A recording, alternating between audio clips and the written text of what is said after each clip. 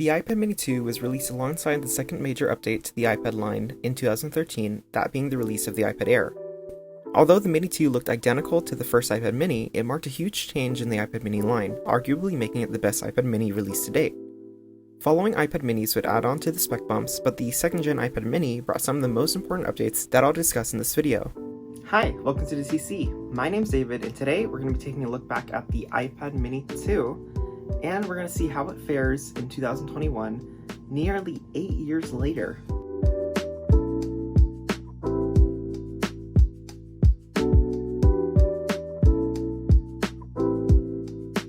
Before we look at the iPad mini 2, we need to have a little context about the iPad mini as a whole.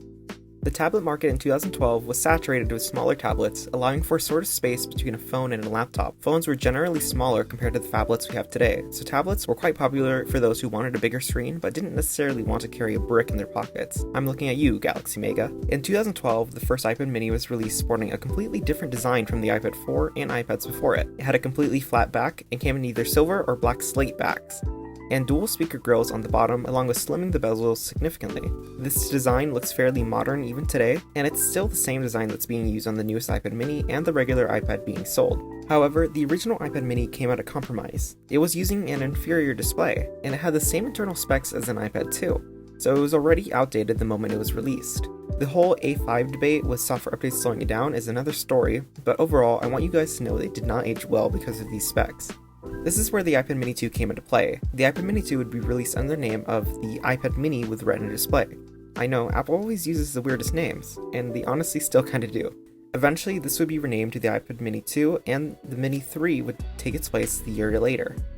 The Mini 2 was super important as it brought the complaints from the original iPad mini and fixed those issues. There was now a Retina display, and it carried the same exact processor as the iPhone 5S, which was released around just the same time. And because of this, the iPad mini 2 was incredibly quick and blew the first gen mini out of the water when it came to speed and overall enjoyment to use, as well as its sibling the iPad Air. If we look at the iPad mini 2, we see it shares the same shape as the original mini, except for the fact that it's now thicker and also comes in space gray instead of black. The iPad mini today looks too small to be really considered a tablet size, especially when you compare it to the bigger iPhones like my iPhone 11 Pro Max, but back then this was perfect for portability as well as just tablet things.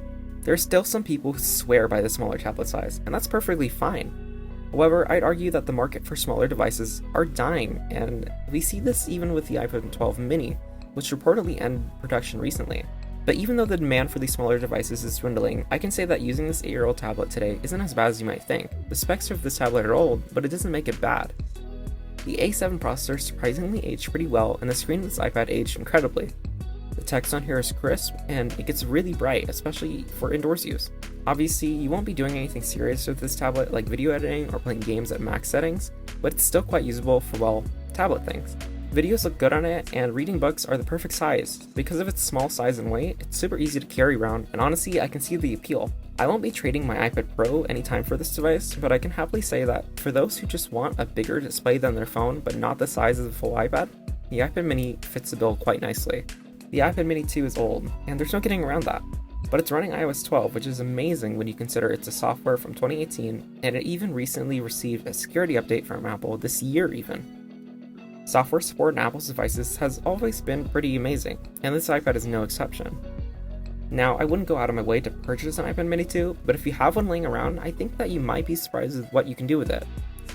There isn't everything amazing about it, like for example, the cameras are not good at all, the speakers don't get loud, and even though it does have a Retina display, the color reproduction is quite lackluster, so it only has about 77% sRGB coverage. But if you overlook these things, it does the tablet things most people want. You just might want to plug in headphones when you watch videos. Overall, the iPad mini 2 aged pretty well and represented a shift in what we thought a tablet could be. Although it's not the best iPad, it demonstrated some of the best qualities that we could get out of a tablet at the time. And even today, 8 years later, having support on iOS 12, even if it's just security updates, is really important as it means that this iPad can get some more usability out for some people. Now, if you liked what you saw, consider subscribing and leave a like down below too. I also want to know your thoughts in the comments. Do you have an iPad mini 2 or any other older iPad that you still use? Let me know. Also, I just recently did a video on the iPhone 6s and it being supported on iOS 15, so if that interests you, you can check it out in a card up here, or you can check it out in my description down below. Alright, that's it for today's video. Thanks for watching!